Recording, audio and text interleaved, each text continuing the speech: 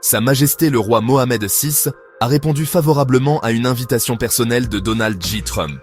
Objectif : devenir membre fondateur d'un tout nouveau Conseil de paix.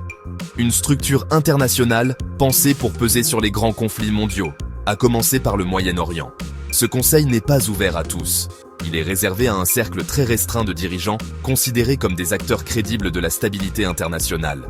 Le Maroc en fait partie.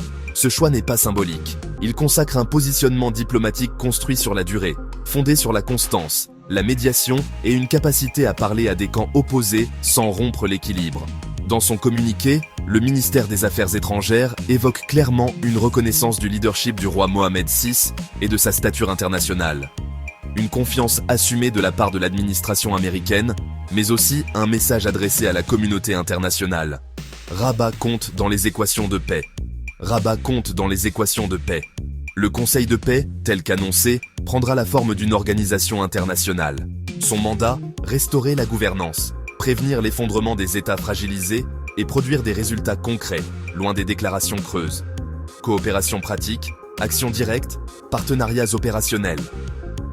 Le cadre est posé. Dans le même temps, le Maroc a salué le lancement de la deuxième phase du plan de paix de Donald Trump et la création d'un comité transitoire pour l'administration de Gaza.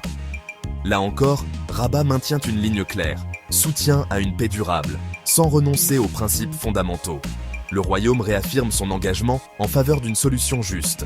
Un État palestinien dans les frontières de 1967, avec Jérusalem-Est comme capitale, vivant en paix aux côtés d'Israël. Une position constante, inchangée, mais désormais portée au cœur d'un nouveau dispositif international. Ce Conseil de paix n'en est qu'à ses débuts. Mais une chose est acquise, le Maroc n'est plus un observateur. Il fait partie des architectes. Si ce genre d'histoire t'intéresse, abonne-toi. On parle tous les jours du Maroc et du monde ici.